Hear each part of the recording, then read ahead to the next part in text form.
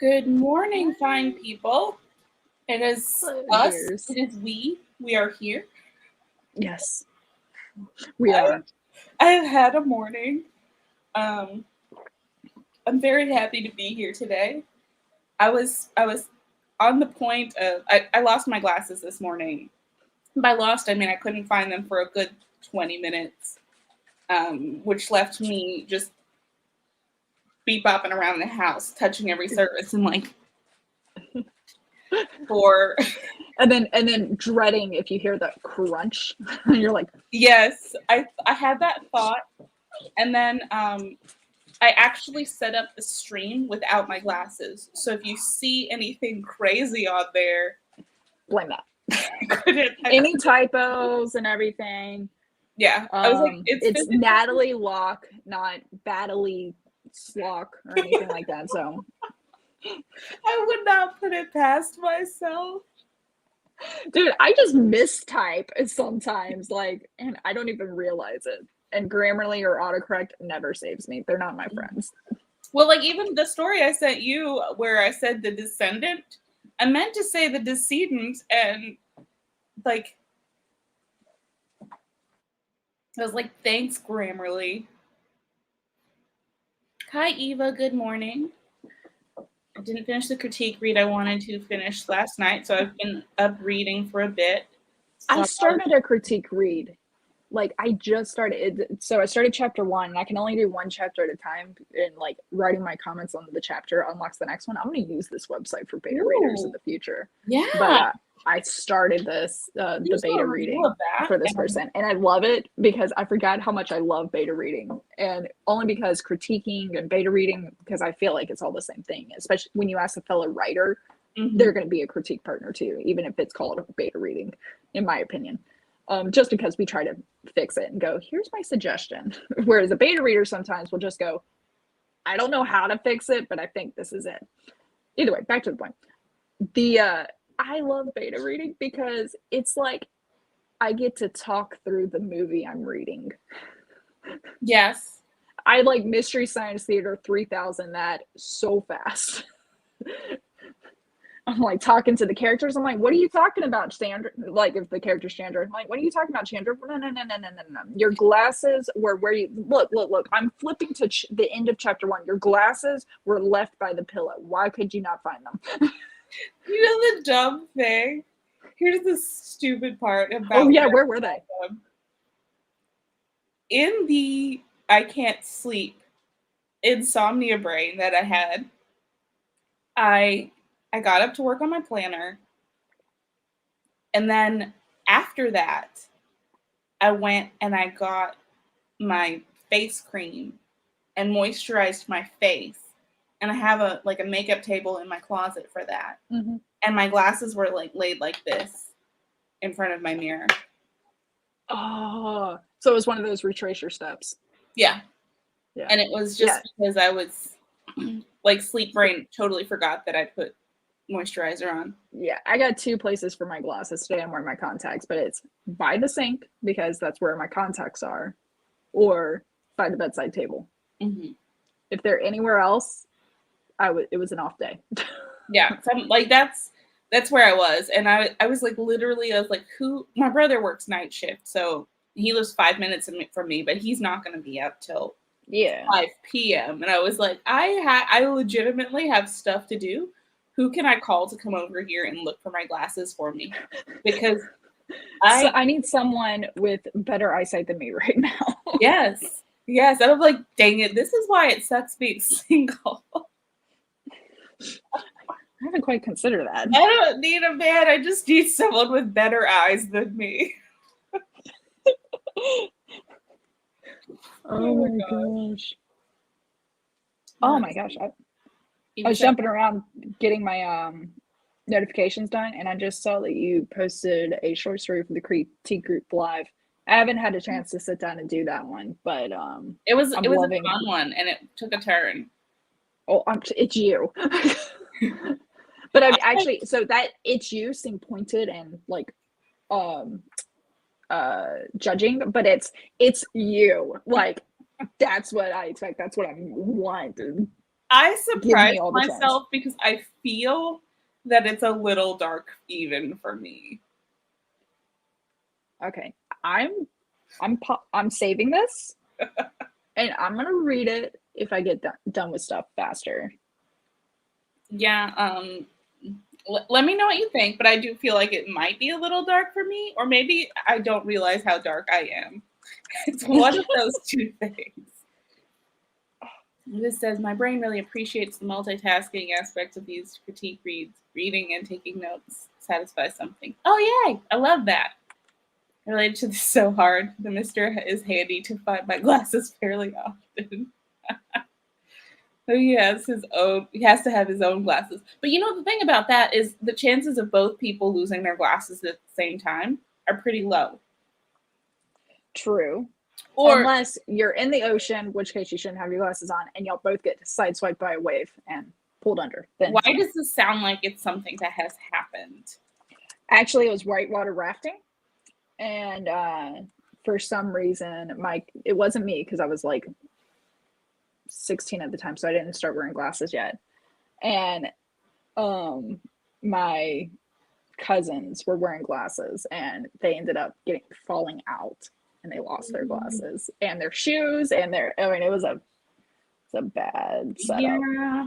So in the midst of the Rona, for one of my friend's birthdays, we did a float down a river near where I live. And so we just thought this was going to be like a lazy float with our like cooler. And there are these tubes. It's like oversized float tubes, and then they have a mesh bottom. Mm-hmm.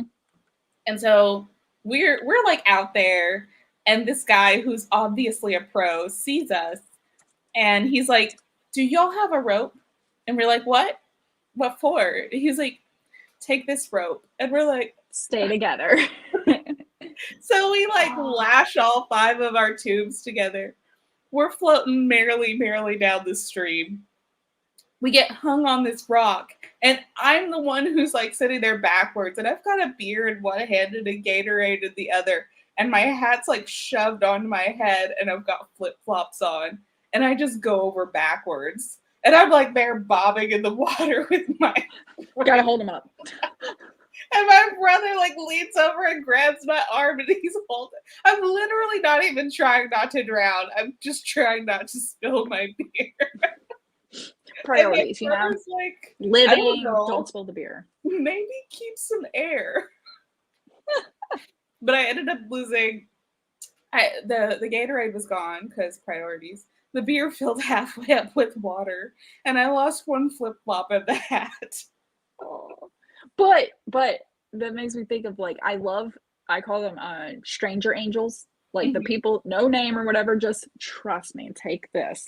Yes. Oh my God. That guy saved our lives. Yeah, because I remember I went to an Atreyu concert, I think. I was like probably 17, maybe 18. And it was before kids, so I was skinnier. I like looking back at my photos, I realized why my sister really picked on me for being skinny, because I look back and I go, oh, no wonder everyone wanted to feed me. Like I just had a fast metabolism. But I remember it was my first like intense concert, and there was that big mosh pit where like people are like punching but not punching, like fighting and everything, like running and slamming and stuff like that. Well, somehow I got on just the edge of that thing, and I'm sitting there and I like people parted and it opened and I see all these people flying and I'm like, oh my God. And someone wraps their hand around my waist and pulls me back. I don't know who the hell it was, because they like removed their hand and stuff, and I'm just like, thank you, like, and then I leave. That is the most heavy metal thing. But it was just so funny because that they're like not gonna let you just die. They're like, you don't need to be here. Yeah, like I will say, when it comes to like rock metal concerts, and they're like the nicest people. They will take care of you. They're so sweet. So, anyway, all right, you ready for the prompt? Ready for the prompt. Okay, so first prompt: big time deals in the big city is the title. Do you want me to write it as a chat note, or were you going to do a banner? Oh yeah, that'd be great. If you put it in the private chat too, I can just copy it over. Oh, perfect. Oh, okay, so private, hopefully you can just copy it over from the laptop, because my private chat is on my phone, and I would be like this for a bit. Oh, yeah. All right, hold on. Would YouTube or Instagram be better? Either one. I've got all of them up. Okay, here, I'll just type it in Instagram. Okay, so the prompt is big time deals in the big city. The words to include are feud, philosophy, palace, finger, scandal, skyscraper, complacent, handle, crawl, challenge. I'm getting ideas already. I like it. Also, Yeah. Eva's comments have me cracking up over here. Oh my god, it's still gonna pull up our thing. Okay, come on, let's go, YouTube. Let's bring me back into like the 21st century here. Okay.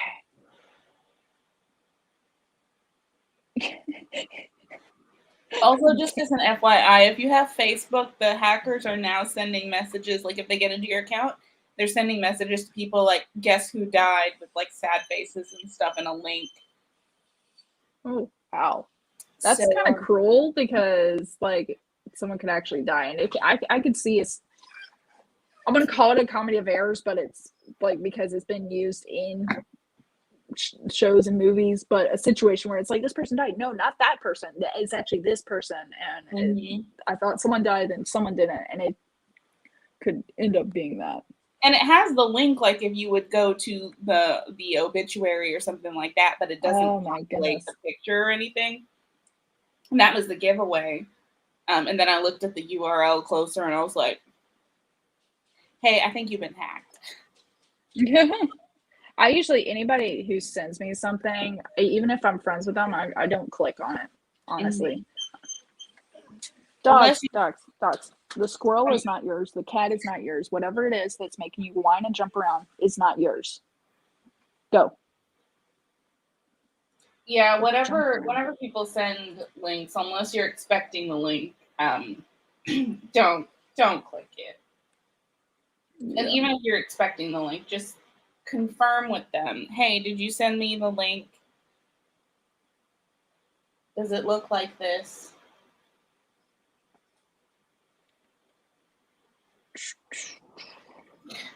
That's when it's helpful to be friends with people on like Facebook and stuff, with people who are also in real life, and then you can just shoot them a text and be like, buddy, pal. Yeah. Or at least have them on other social media, like Instagram too, or something. Yeah. Oh yeah. It makes a big difference. I should probably edit this today, because I put that you won't be able to join us today, but we'll have a special guest. Oh, you copied and pasted from the last time we were on your channel? Yeah. Or the last time you did this on your channel? Because my blind ass. I take offense to that. I'm kidding. I don't. If anything, I'd be like, yes, that's why we're good friends, because you speak fluently in blonde sometimes. Oh my gosh, I was on the phone with someone the other day, and they were like, hey, we're all allowed some blonde or senior moments, and I was like, I'm gonna have to go get my hair done. I was like, you can't. Okay. You got a timer? Yes, I'm all ready with the timer. Sweet. Stitch, go. Okay. Well, that's the dog, not me. Oh, it's a squirrel. Yeah. Wanting that squirrel real bad. Dogs, stop.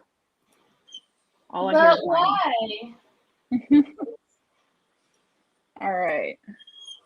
Okay, Let me grab this and put it up as a banner. Sweet. And then you got the timer? Yes. Is it? Oh, here it is. Okay, I've got it. I swear, y'all, I will get my life together. In this, and I'm going to put it in the banner. Not that one. This one. Okie doke. And we are ready to begin our first sprint. Why are you doing this to me, technology?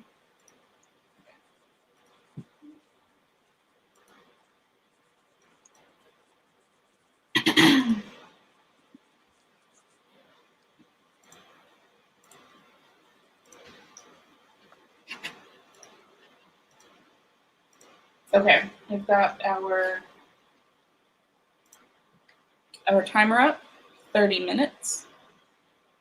I'm still looking at this comment here real quick. Which comment? It's a lot. That's a special story of how you lost your glasses. More I on get that one. Oh, okay. I ended up skipping that when I was reading through. Yep. Okay. Are we ready to do this? Bring it on. I can take it. Sprint number 1 beginning now. 3, 2, and 1.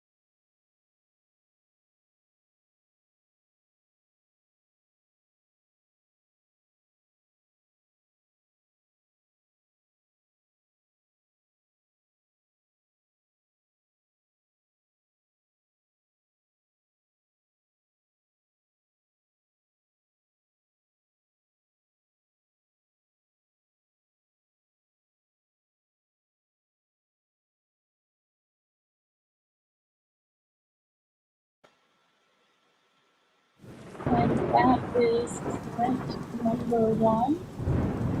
So you crack it up over there.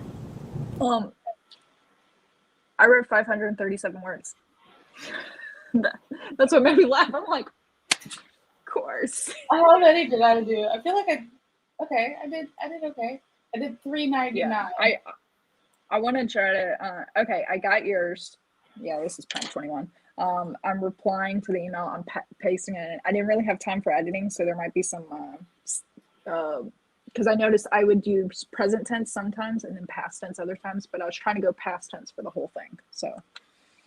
I mean, it did be like that sometimes. The one I wrote something last night before I went to bed, and I was like reading it a couple times. I'm like, don't pretend that reading it again is going to help you clean up the tense issues. It's 1 o'clock in the morning. You just do what you got to do and move along.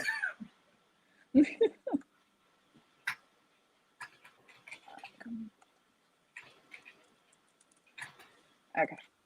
Apparently I have some typos.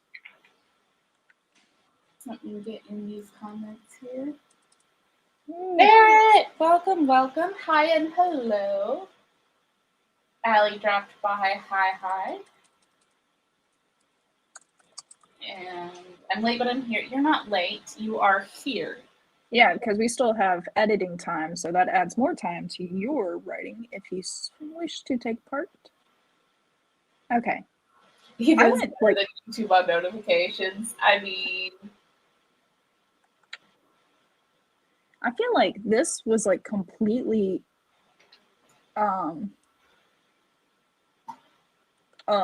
like a totally different genre, but I kind of like it that I've written before. It's still dark, but it's like I've never done this type of genre before, what I'm about to send you. So, okay. I'm excited. That's sent. All right. I'm excited. It's long-winded, so hopefully we can get through it. Meh. It's okay. Dobby, quit it. Quit. Oh, cold foot. Thanks, Barrett. Saying I'm serious today. I was on it. It's a serious story. Like, stay tuned for when Chandra reads it. It was different. 15 pages of notes so far, even. Nice. I'm so happy to be back to beta reading. I love it. I forgot how much I love it. With it. Barrett, here's Dobby. Dobby says hi. Oh, there's our Dobby taste. What we need to get through our Saturday.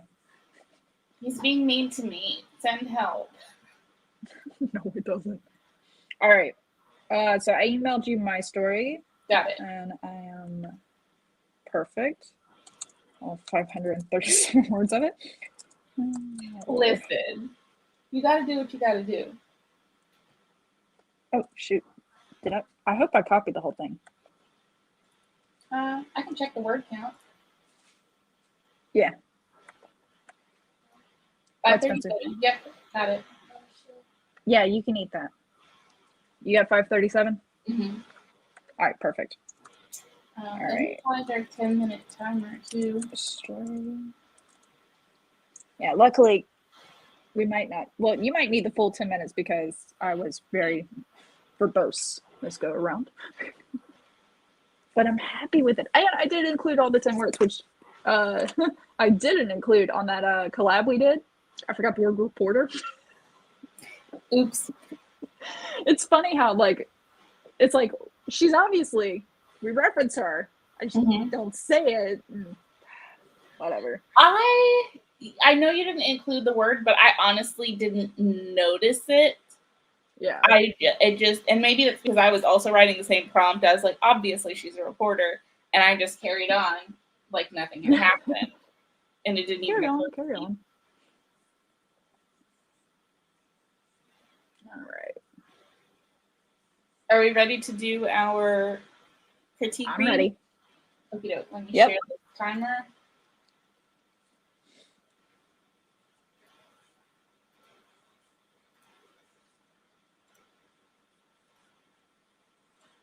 Ow, Dobby with the claws.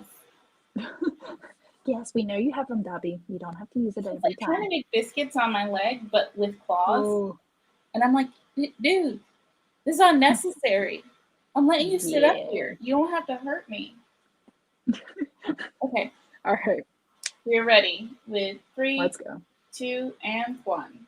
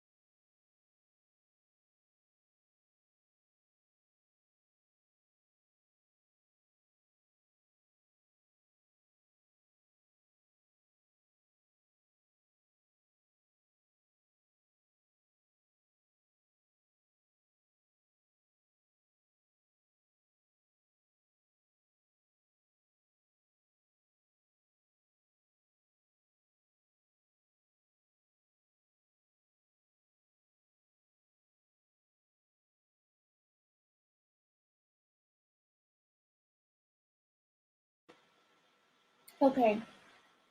So, Sweet. I have thoughts. You what?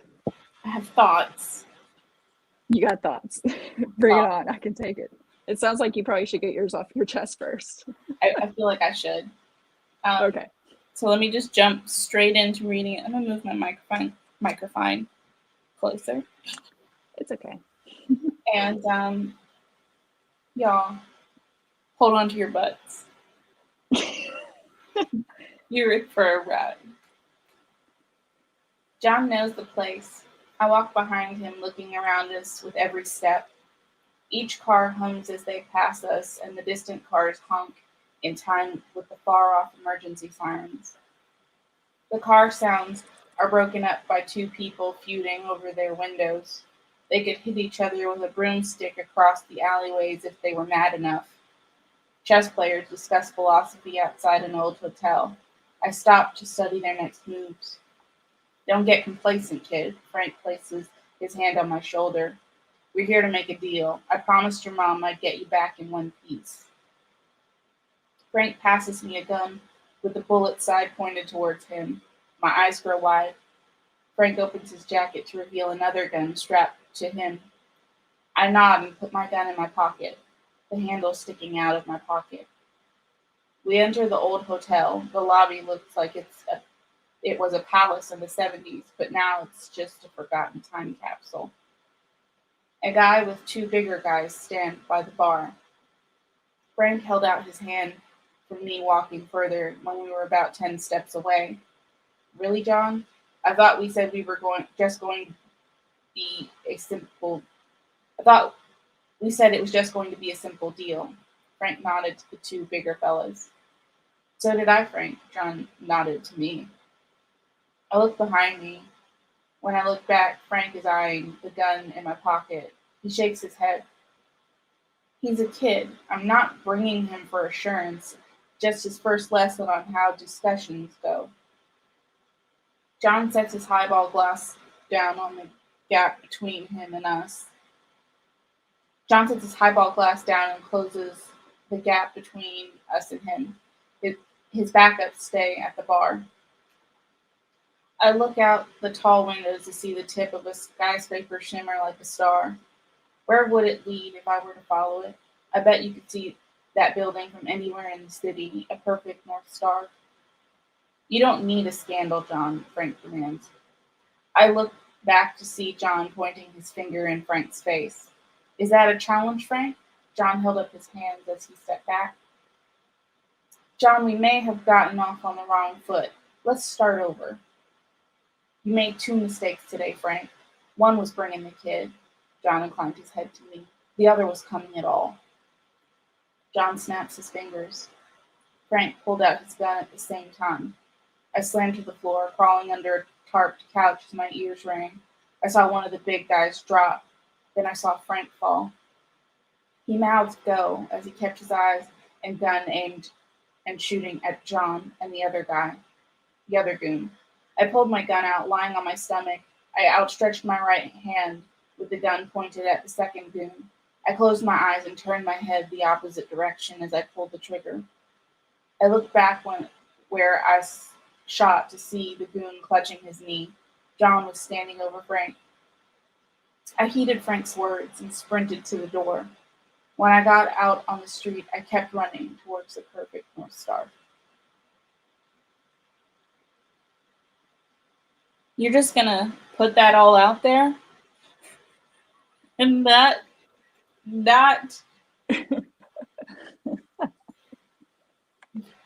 I mean, it was like a completely different genre. I've like never written totally different genre, that, and it works. Yeah, I was proud of myself for this one. Mostly, not to critique myself for a second, but the setting the scene at the beginning. I was proud of myself using audible and visual like cues, kind of setting the scene. So you kind of, even though I didn't say, Nope, this is an industrial. Like they're in the city. Yeah. But they're like the downtown, the part of the city where you probably don't want to be. Yeah. It's like there's burnt out cars and there's bushes growing up through the sidewalk and there's broken out windows everywhere. And this used to be a nice place, but it's not anymore. And I mean, just the tarp over the couch, you know, that couch has got like weeds growing out of it. It's pretty janky, like all of that. But also, as I was reading it in my head, I read Frank as James Gandolfini. I am not familiar with that, but we're gonna go with it. That's how I read him, and I was like, ooh. I was trying to be very careful, so I was thinking of almost like sensitivity readers, because of course it's easy to go like Italian mafia vibe with this, but I was like, no Louis, no Tonys. I was like, Frank John, we're gonna keep it kind of simple. And Frank is almost makes it seem mafia tone, but I was like, I don't know anything about it. I was like, I don't want to go that route. I mean, that's just how I read him, but it wasn't even necessarily that it was specifically mob related, but that he was like this uncle figure to the kid. I toyed with what their relationship was. I was like, is he a stepdad or is he the uncle and everything? And that's the thing that I liked about it, though, is we don't know. Yeah.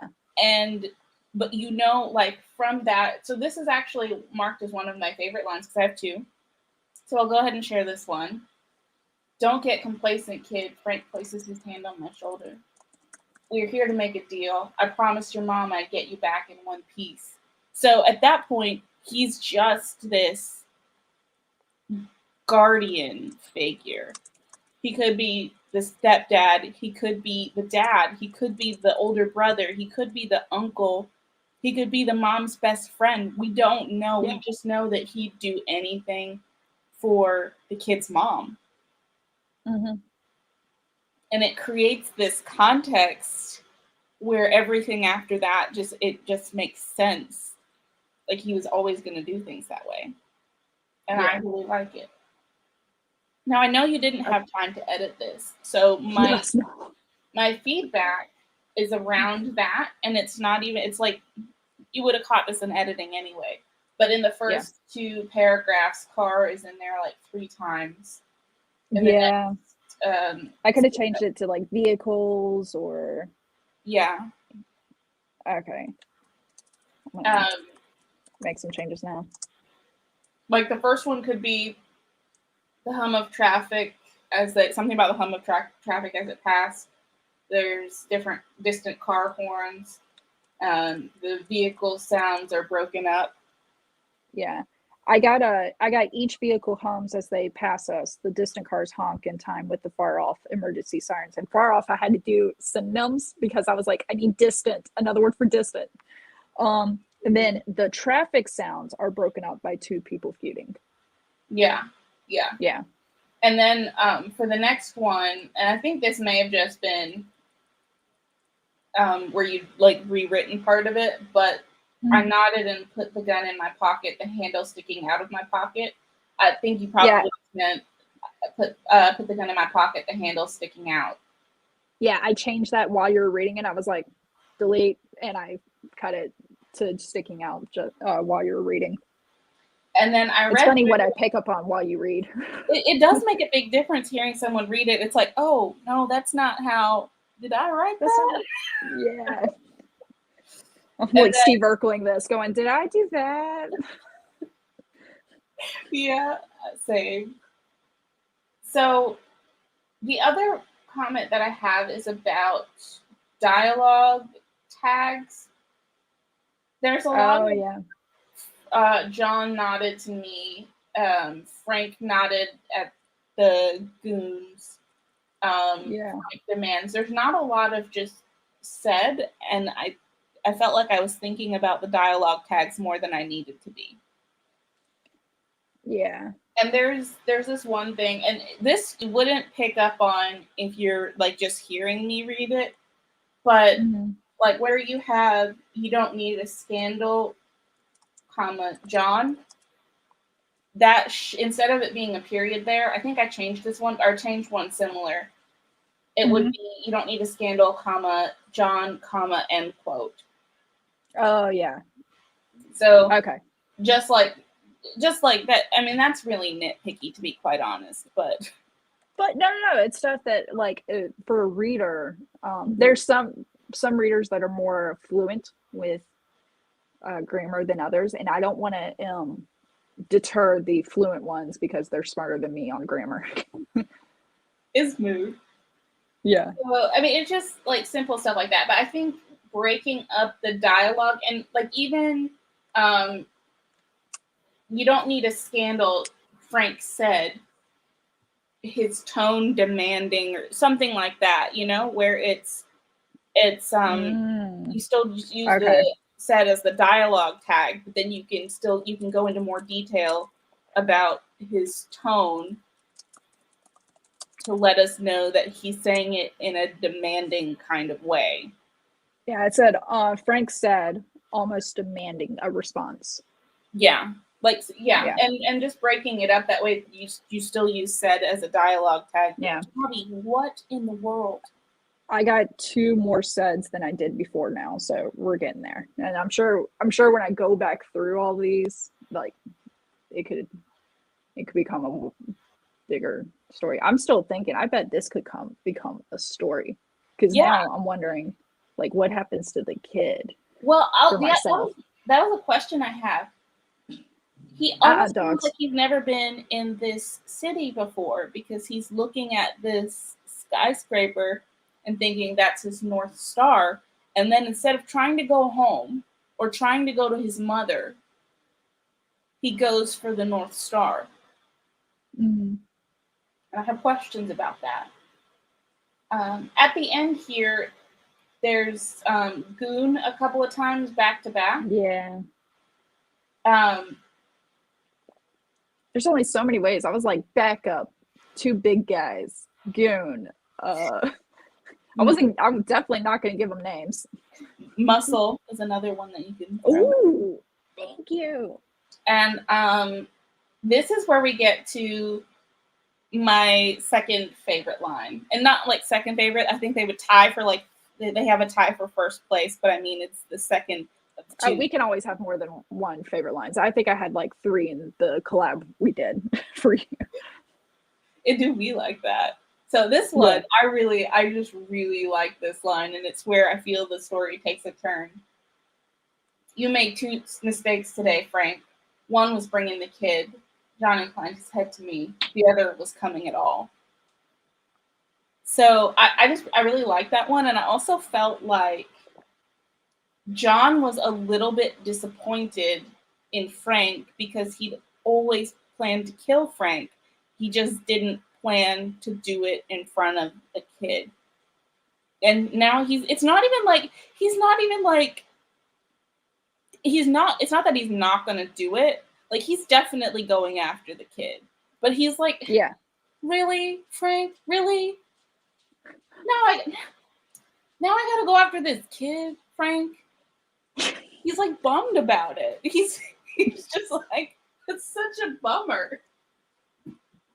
Yeah. And I just like the tone of it. Yeah, because like it's kind of like it makes me think of Pulp Fiction when God, I just forgot their names. The 2 main guys, Samuel L. Jackson and Vincent. John Travolta. Yes, John Travolta. They're in the car and they're talking and everything, and then they accidentally shoot the guy in the back seat. They didn't go, "Oh my God!" They were like, and to me, that was just conveys so much about the characters. Where most people would be like, "Oh my God, there's blood everywhere," and they're just like, you know, I had so many plans today for Thursday, and we just added another thing. Like it's literally they have the same energy about it that like a server has when someone walks in with 5 minutes till close. It's like, you gotta be kidding me. You just really? I was by the way close to going home. Eva Barrett, I took your point of almost not liking it, and I've changed that to Frank said demanding a response, like comma demanding a response. So I listen to y'all. The commitment. Oh, that's fair.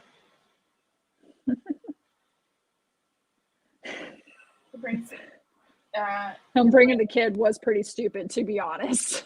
Yeah. I love that. Well, Frank thought it was going to be easy. But then he didn't, because he did give the kid a gun. Mm-hmm. And everything. But he knew the whole thing was a mistake. Yeah. The whole time I was writing it, I was like, it's called a grip, kid. Like, I'm writing it, and I hated writing not knowing how to use a gun. And I was like, oh, she definitely knows what the word for this is. That was intentional. Yeah, like, it killed me to write it incorrectly. I'm like, the bullet side, I'm like, oh my God, I'm smarter than this. I grew up in the South, okay? I used to shoot guns off my parents' back porch. I know how to let me just put that out there. Luckily, if I ever flesh this story out, I could show the knowledge and the proper whatever you want to call it through the other characters, even though this character obviously has no clue. Yeah. Like, and I felt really proud of him just pointing the gun and going like that. I was like, that if there was any doubt fully that he had no idea what he was doing before, I think that clearly illustrated, Dobby, if you don't quit it.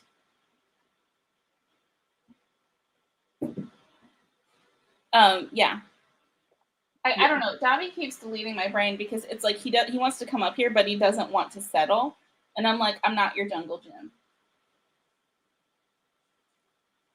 He either demands the response or he doesn't. Yeah. Yeah. Yeah. Because demands is a clear word. Yep. So I got it set as demands a response. I didn't want to put demanding tone or anything. I feel like that's telling, but saying he demands a response like that, I feel like that you can put that feeling in the words instead of calling it a tone. To me, saying a demanding tone makes me think of like saying he looked out the window instead of out the window and then start name the scene, or outside, name the scene through the window. Like, putting tone makes me think of that moniker of his eyes scanned or something. Don't put those in there. And for me personally. So the question I asked is, by looking at someone, if we were watching the scene, what facial expression, body language, etc., gives me that they're almost demanded? Oh, instead of just saying demanding tone, like lower his eyebrows or something. His voice got deeper. Anyways. I would say almost like if he leaning forward, like leaning into them. Yeah. Like, could work. You don't need a scandal, John. Like, yeah. That of like, there's a little intimidation factor there. Or even just like putting his shoulders back. You don't need a scandal, John. Like that. Like, I don't need to move myself.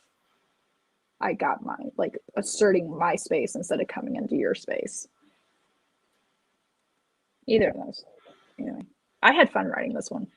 It kind of, you don't need a scandal, John, almost sounds like a threat, though. Yeah, and that's why the next line is like, is that a challenge? Because I had to use the word challenge instead of threat or anything.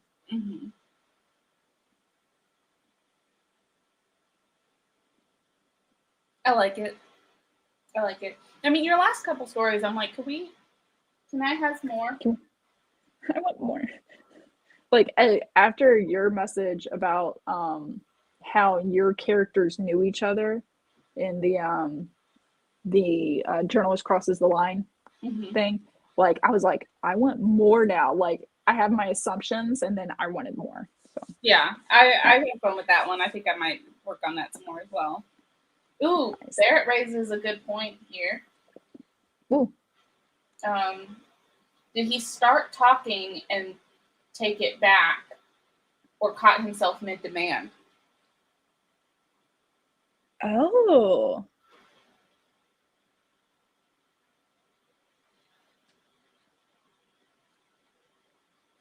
Some may be eyebrows, for others it may be voice.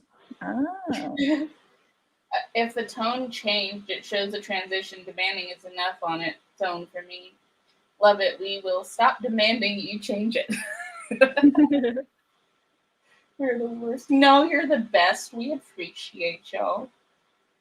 Aww. I just don't like the almost. The rest of it is awful. Yeah, and I've already taken out the almost. Don't worry, the almost is gone. Y'all talked me into it. We all got Pulp Fiction vibes. Woo-hoo. I like it. Yeah. I'm glad you did. I'm glad. This kind of made me think of like, you know, I'm going to show you the ropes and like kind of a force to jump into this world. Like maybe the kid's mom sheltered him from it. And then finally the uncle figure was like, nah, he's got to learn, you know, but at the same time he was protective. And then it all went real bad. Dobby, if you don't quit real bad. That was my thing. I had to do a lot of stuff of like, I don't know why this went bad, but it needs to go bad. So I was like, oh, look, a skyscraper. Like, I was just trying to figure it out. No, I like it. I like the vibe. Yeah.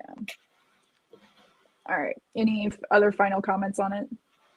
I think I covered everything there. Now Dobby's just trying to swipe everything off my desk now. It's okay. You ready for your story? Ready. All right. Carter had a philosophy about these things. He knew exactly what the problem was with most people. They got complacent. They stopped being hungry for it. They'd start a feud over anything, tried to build their own palace or build a skyscraper so they could paste their name on it. Most people didn't have that kind of money, but since they'd gotten what they assumed would be the first of many big-time deals in the big city, they figured success was a surefire shot. Carter frowned, running a finger over the edge of the cufflinks his grandfather had given him. The cufflinks weren't expensive, but they were the only thing Carter had left from his family. That and the money. He was the last Lawrence, Carter III. He didn't intend to stay the last. Here's the thing about coming after my family, he said, turning from the window and walking toward the man on the floor. We all fight, Scrappy, and I know, you're going to say they're all dead, and that is true, but you don't know what they did on the way down. You don't know what they did, so I can make it, Mark. That's where you messed up. Carter stood, watching Mark crawl across the floor. You're so quiet, Carter said. Oh, right. He held up the jar and shook it. You know, I think this will cause quite a scandal for your family. How are they going to explain that you can't speak anymore? Carter moved closer, tenting his fingers and balancing on his toes as he moved along beside Mark, looking into his watery, tear-stained eyes. Carter smiled. It's going to be a challenge for me to get away, but now that you've transferred my offshore assets back to me, I won't have to worry about coming back here. Oh my God, Carter, is that a tongue in a jar?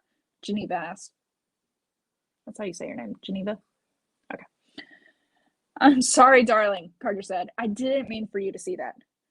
The helicopter is going to be here in 5. We should get to the roof, she said. Hey, he said, turning her face away from the mess. Don't look at that. Look at me. I wish there was a different way to handle this, Geneva said. I just feel bad about letting this happen to my brother. Stepbrother, Carter corrected. Let's not get over sentimental. I loved this. I like the characters, like you had them fleshed out. Like even though Mark didn't speak at all, I felt his character because I'm assuming he killed everyone in Carter's family except his stepsister.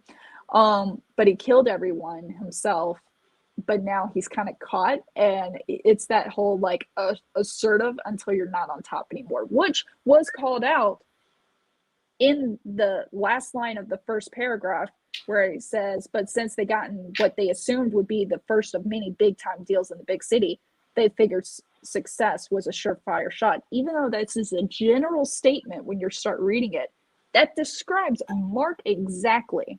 And so it's this like perfect mirroring Echo, like the good Echo that you have going on here. The one thing that I highlighted, and it's because of what follows after it. So when Geneva comes in and says the helicopter is going to be here in 5, we should get up to the roof, she said, I want something there. Was her voice shaky or something that shows her nervousness to justify the next line from Carter where he says, hey, turning her face away from the mess, don't look at that, look at me. Like, why is she giving this information? I want her to like struggle giving the information. Is her eyes darting from the mess to him, and like she's trying to tell him, but she's like can't take her eyes off this situation. Like, I wanted some emotion there to justify the next line of him trying to take care of her.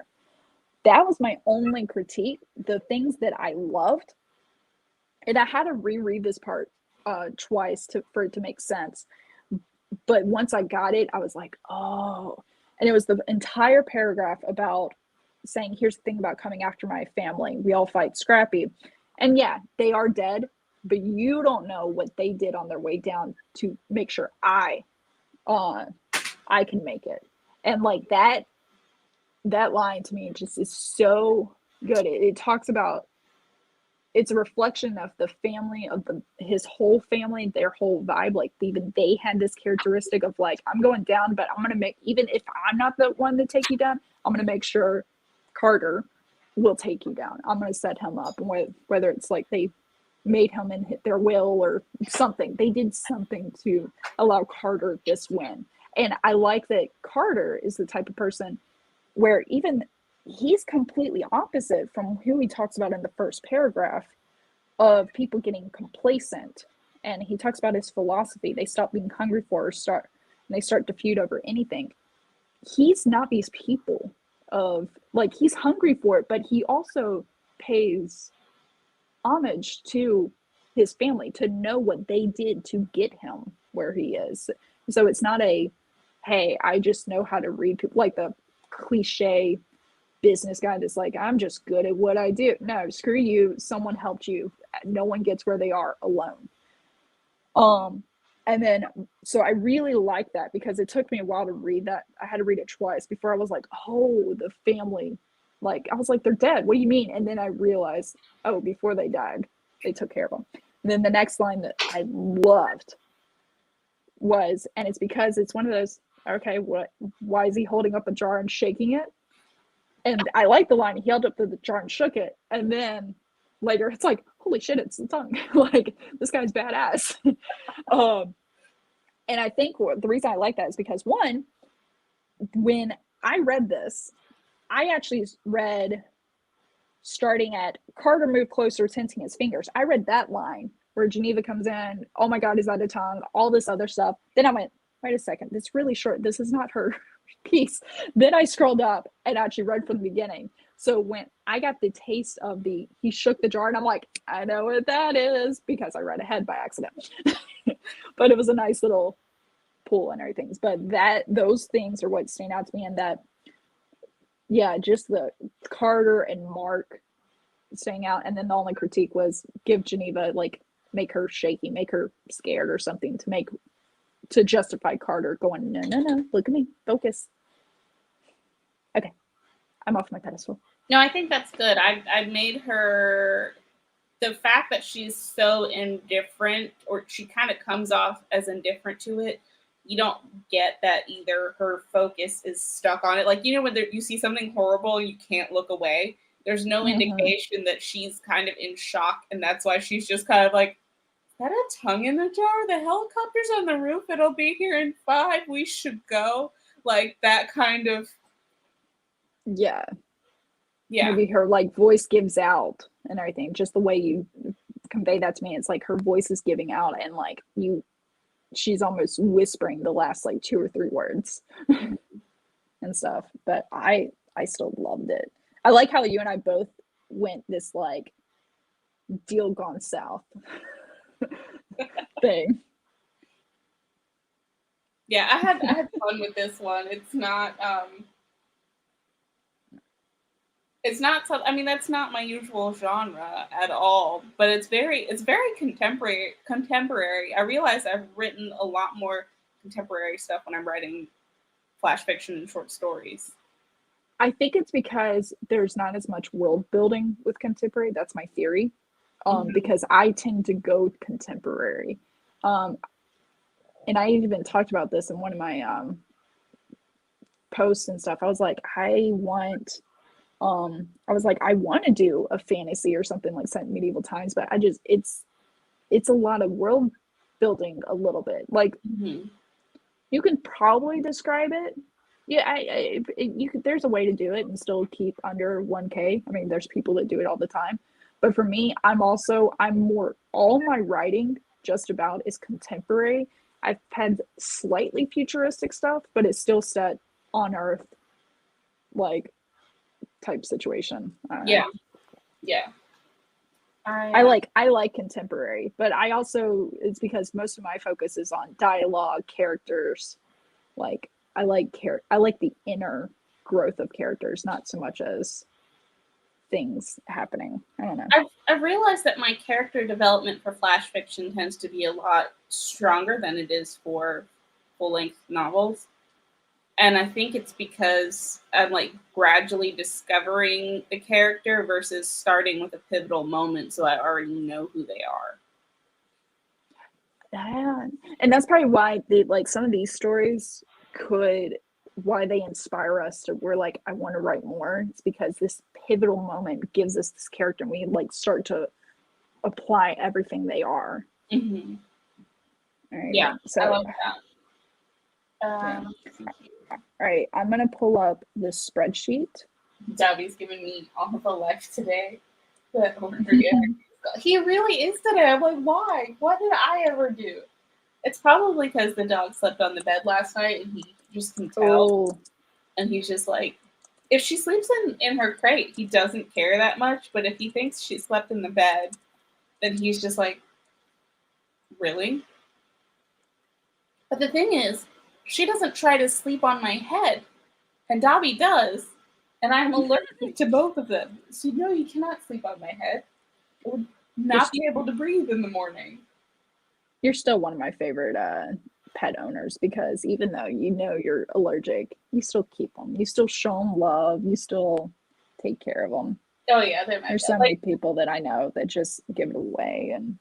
Oh no, not gonna happen. It was funny too because the allergist was like, "You have a cat," and I'm like, "Uh huh." She's like, "Okay, well you should probably." I'm like, "Nope, not happening." He's my baby because I'm pretty allergic to cats and dogs, like real allergic, and I was like, "It's fine." I'm also real allergic to trees. Am I gonna cut all the trees down in the world? No. Nope. We'll leave you alone. All right. So 1 through 50. Combined with a letter of A through U. All right, I'm gonna get ready to type these up. Also, Eva agrees about classifying ladies' surprise or disgust when walking into that scene. So gross. Classic Chandra gave me the creepies. I know. We expect it from you. Like, we want it because you do it so well. I just like the boss vibes.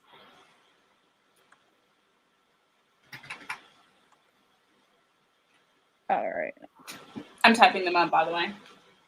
All right, sweet. Okay, first word, pint. Pint.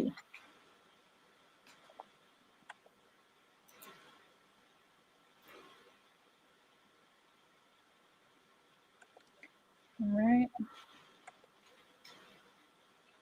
Have we already done? Oh, we're only up to 50, not right? Yeah, only up to 50. I gotta finish. I'm on U, and once I get all the way to Z, then I'll start adding after 50. Gotcha.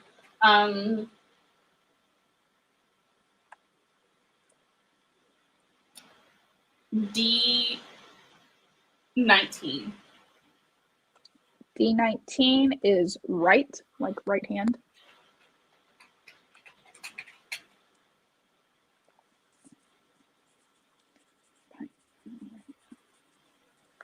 All right, H1. I'm gonna go H1.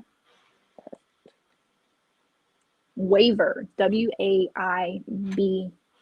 Waiver. I love the words that can be verbs and nouns. Like, they're my favorite. It's so much versatility. Right pint. N1.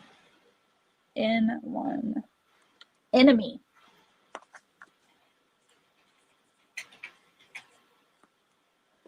All right. I'm gonna go. Which one? 6. What? 6 more. I was just saying. Oh, 6 more. Okay, I'm gonna go 2L. Rival. I kind of hate that now. Got enemy and rival. J11. Right. J11. Drape.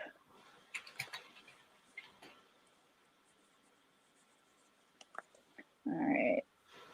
Let's do a high number. Let's do 45U. Something that I did recently. Oh, sorry, 45T. Apparently I never finished the U column. Comic. COMIC.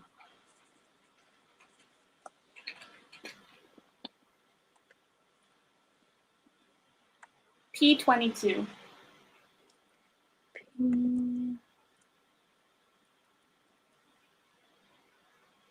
Toothbrush. Randomness. 1, 2, 3, 4, 5, 6, 7, 8. All right, we need 2 more.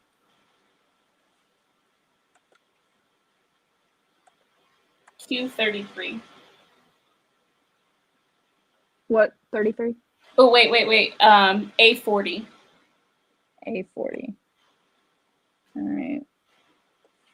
Quail. Q. This is great. And did you get Q33? Was that toothbrush? Q33 is actually, we've used that before. So okay. You want to go you want to go up, down, left, or right from there? Right. Right. To the right is base. BASE. Okay, and that's our 10 words? Yep, I think so. 1, 2, 3, 4, 5, 6, 7, 8, 9, 10. Yep, I count 10. Okay. All right, so writing prompt. Choose between, I need to add some more here. 1 and 82. One of those. 82. 82 is if people could update.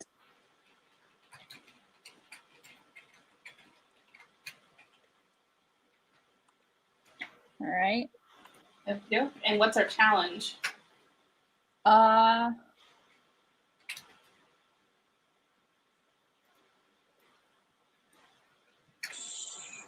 Okay. So the different challenges are write all characters as animals. Choose a POV that you've never written from, but still recognizing sensitivity readers will help later, so don't worry about that now. Remove sight or sound from all of the characters. Make the story under 200 words, still using all the words. Set during a historical event. And then the other ones are like rewrites. It seems really hard. Can you imagine trying to write all the characters in this as animals? I know. Where would Pint come in? I got an idea with it. Is a pint-sized rabbit? Oh, I'm gonna do the one under 200. Eva said. Oh, ooh. Do you think we could do this at under 200 words? I think we could. I think let's go. I'd have to I'd have to write it all down, and then I'm gonna go back and edit. Yeah, I think let's do that under 200 words. This will be a pint-sized lion. Oh, that's funny. It's such a kind of adorable. I'm just imagining something on my hand, like, oh, hi, pet. Oh man, that's funny. All right, so, but wait. Yeah, we said under 200 because the prompt we ended up going with was if people could update. So I kind of have to go with people. Yeah. If people could update. If people could update, they'd all be animals. Enemy, rival. Name someone Quail. Quail Man. Oh, that's funny. Oh. I have no clue. We're gonna see where we go with this. Yeah, me either. I don't know. I don't know what I'm doing. Oh. Are we ready? All right. Yeah, bring it on. Begin in 3, 2, and 1.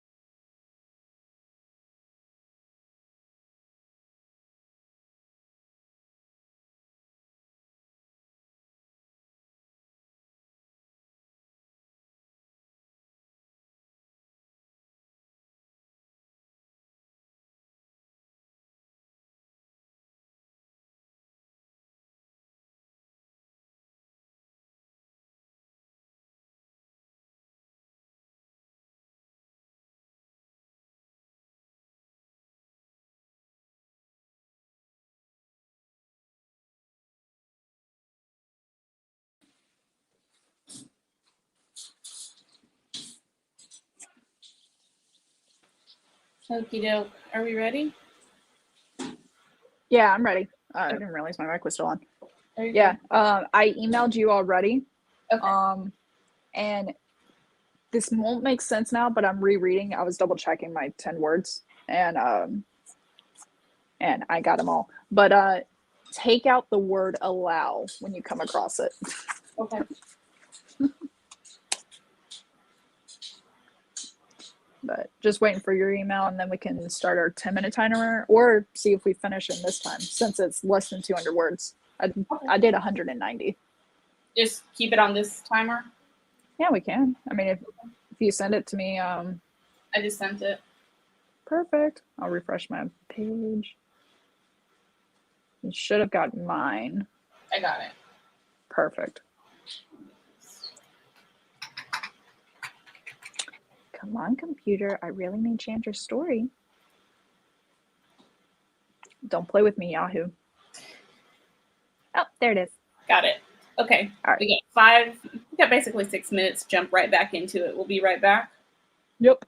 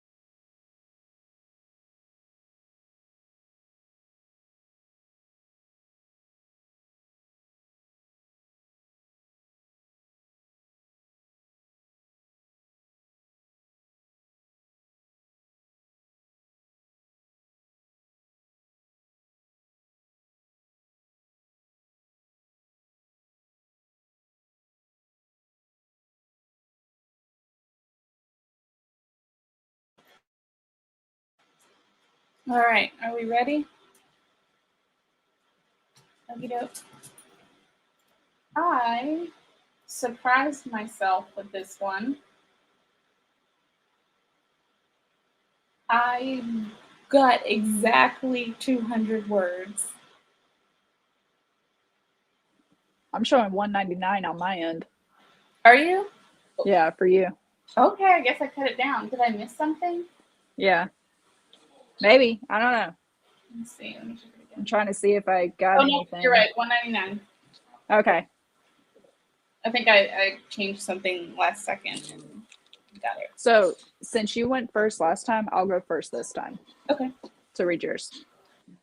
Yeah, Titus said, but what if people could update? Levi laughed. That's conjecture. Oh my God. That's conjecture and speculation. He sipped his pint. You're such a effing comic. I got both kids around me.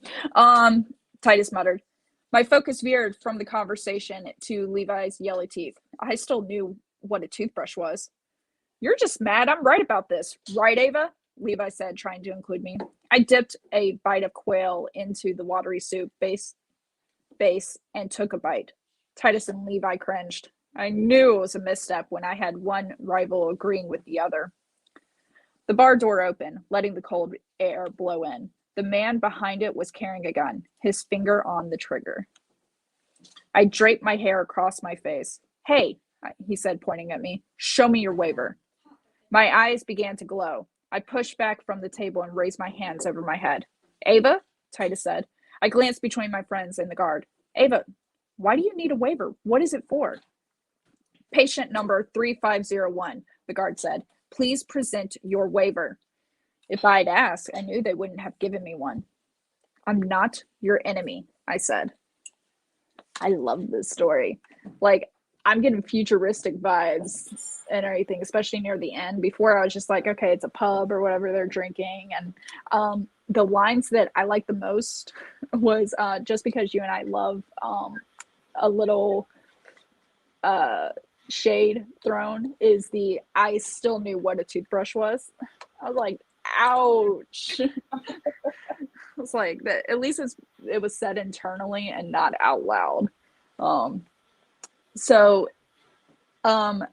I kind of wish it was for something more important, but I still love the line when Ava dipped the quail into the watery soup base and took a bite. Titus and Levi cringed, and I knew it was a misstep when I had one rival agree with the other. I love that line where we're always like, wait a second, you hate each other. Why do you agree? And it must be something. We know it's something serious when rivals put aside their differences and go on, no, I'm not dipping a quail egg in the watery soup. Yeah, that's no. Okay. So I wish it was for something more important, but that's just my personal thing, nothing. I still think it was a great line to use and a beautiful way to talk about rival. Now, the only part that I wish there was a little bit more, and you were at 199 words, which was fabulous, but the man behind the door was carrying a gun. His finger was on the trigger. Was the gun pointed up at anybody, or was it just like he holding it, like kind of rest? Was it a long gun, like holding the barrel, and he's got a hand on the trigger, so he's ready to go? I was like, where's the gun? So he's got his finger on the trigger. Usually, if your finger's on the trigger, it's aimed at something. We're talking a lot about guns today. That's our subject. But it's usually aimed at something. Then you put your finger on the trigger. You usually don't rest with it on the trigger. Mm-hmm. But it's straight beside. Yeah, or it's straight beside the trigger. Mm-hmm. Everything. And I'm assuming this guy would know how to properly hold a gun. But I wanted to know where the gun was pointed. And that's the only bit of like what was going on. Because if he had a long gun and he's holding it like this, then I could imagine him using his elbow going, hey, where's your waiver? Well, like nudge and get her attention. So, but I also liked the other thing was draped my hair across my face like so many times. Someone like an ex comes in or something, or in like high school and stuff. You're like, I don't exist, as if they wouldn't be able to pick you out of crowd just like that. Yeah. But yeah, I still love this story, and I'm proud of you for 199, including all the words, and it's still beautifully done. I The way needed you were creative more with the words. I literally was going over it with a fine tooth comb, like, I could take that out. I could take that out. I kept on, as I was writing mine, I kept on like taking the highlighting those section and going, how many words is that? Okay, keep typing. Same. I was at like 85 and I was at 120 something. I was like, all right, what else is going to happen here? Mm-hmm. So that is where I think the points that you were noticing, those are the areas where I wanted to use more words, but I couldn't. Yeah. So the parts where like the jab about the toothbrush and the quail, both of those are referencing she has lost some of her human traits and she's having a bit of social anxiety because she's trying to read the situation and figure out if they know that she's had the update. Gotcha. Okay. So it's like, do they know? Did I tip them off? Yeah. And then when the guard comes in the door, he has his finger on the trigger intentionally because I wanted it to be clear that he's ready to shoot. And he doesn't really know who he shoots. He's ready to shoot because he considers her dangerous. And thus her putting her hands up and saying, I'm not your enemy. Like, it makes me think of so many bar scenes and stuff that I've done in movies where it's like the person sitting at the bar and it's like, hey, and they're just sit there and they got their pint or something. They're like, not your enemy. And then they go and they talk. And then like the person that's coming at them going, hey, charges them. And then the person who was sitting at the bar is like a bad BA, like fighting and takes the person that accosted them down. So I'm imagining going. Yeah, that's the direction I was going in. But I was like, I need more words. Because ideally, I would have spelled all of that out if I had gone to like. I will say another thing that we always do, even though we're both writing short stories, we got the same prompt. I love how different we go. Like, it's similar, but at the same time, it's different. And I'm like, this is so cool. You just like come at it from two different angles. Beautiful. Yeah, I thought that was fun, and I really like yours. So I'll just jump right into yours. I love Eva was like, you're saying hair doesn't hide me? Okay, Violet. You know, from The Incredibles. Hi, Devin. How are you? Hey, Barrett, just tell your friends you can't talk. You're listening to the best thing ever. They'll understand. Don't they know my schedule? You got to post that for them. Make an appointment with yourself on your calendar. Yeah. All right. Your story. I'm ready for yours. Nervous? Cynthia asked. Just a little. This is my first update lead, I say. Listen, Cynthia grips my shoulder. No one in that room is your enemy. We are here for the customers. Plus, they signed the waiver if you mess up, Cynthia smirks. My eyes widen. I'm kidding, Cynthia says. She leaves for the lobby to grab the customer. I take a few moments to breathe before I scrub in. I use the toothbrush to clean under my nails and grab the draped sterile towels. I walk into the room. The patient is asleep, face down on the table. At the base of their neck is a pint-sized slot, smaller than a quail's egg, where the update card will upload. Cynthia stands to the right of the customer. Hey, do you want to add a nervous tick, like make them do the chicken dance when they drop something? Let's not, I say. Let's not and say we did. You're the update technician, not a comedian, I say. Cynthia's head drops. Though you could rival any comic out there, I smile. She mirrors my grin and hands me the update card. I thought that was so fun. It was wholesome. I love it. I like Cynthia. She's so morbid, and I feel that we would be friends at work. And I like, you know, when you like have to go into work and you're like, I don't want to, but then you see like your coworker, your favorite coworker that you get to work with, and you're like, Like you look forward, like, oh, we're scheduled on Thursday together. I can't wait. And like, even if you don't feel good on Thursday, you're not going to call out because you know you get to work with your work buddy. Like Cynthia's like that. Like, also, so the one that confused me, I wouldn't even say it's my least favorite. It's the one that confused me was just a little. This is my first update lead. I don't understand what an update lead is. Yeah, at first I said solo, but I was like, technically it's not a solo, but I wanted, like, it was their first time leading an update. So I could change it. This is my first time leading an update. Yeah. Leading an update. And then I still have space for words there. Or like first solo update or something like that. Yeah. Well, I don't want to say solo because Cynthia's in the room with them. So I had Cynthia in the room with them. I was like, technically that's not solo. Yeah, gotcha.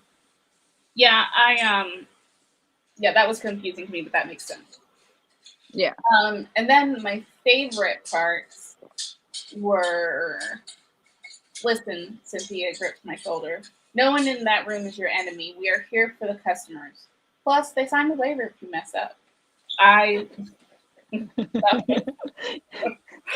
definitely laughed out loud when I read that. And then the second one that I absolutely love is Cynthia stands to the right of the customer.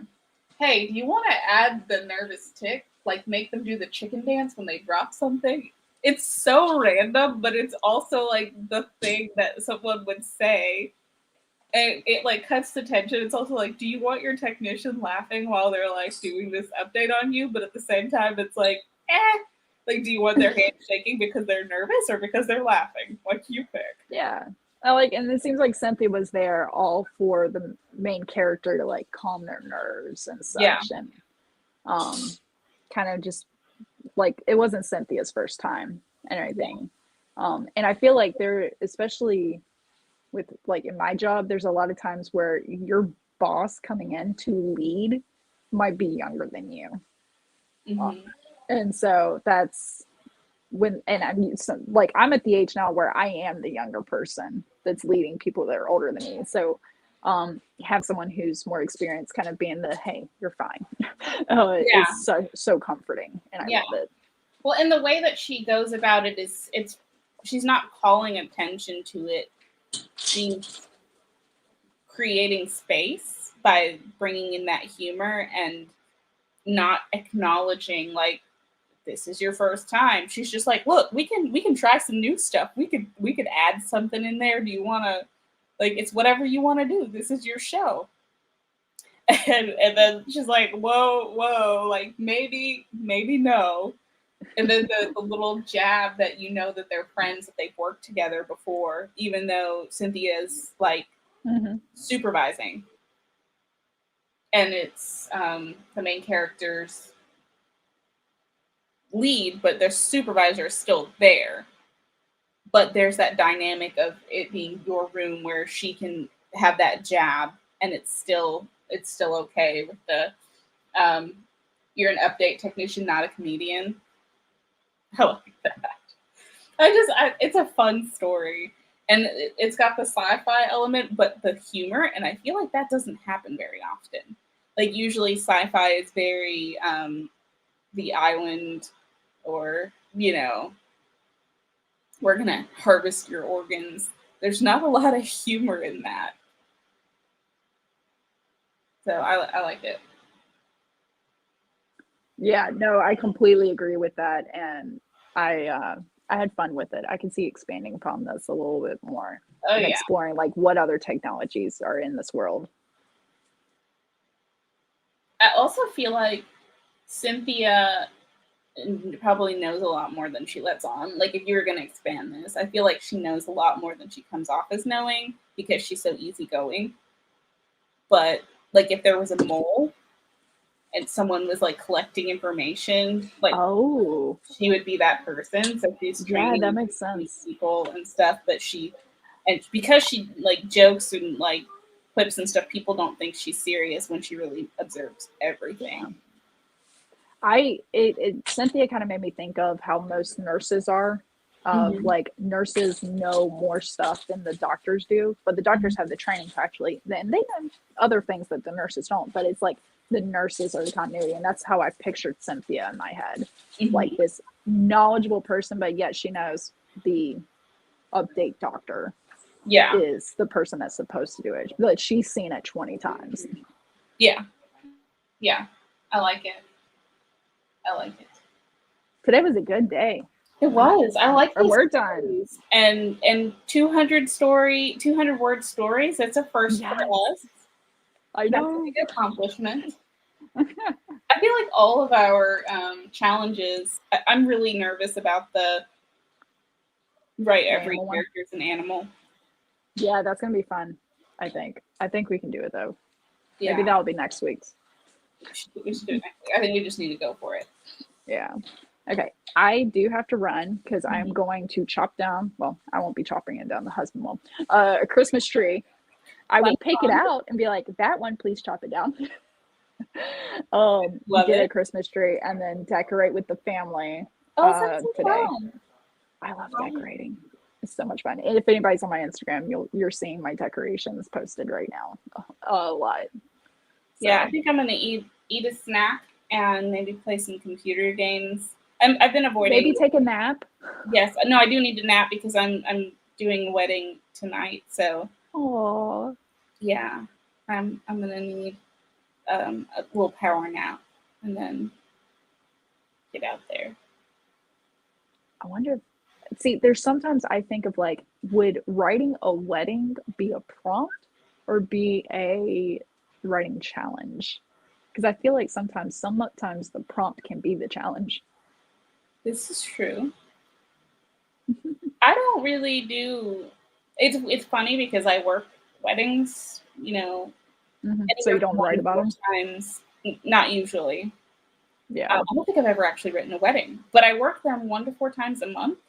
So sometimes, like, you get to see the best and the worst of everything. And some of the speeches are definitely fodder for writing. Like,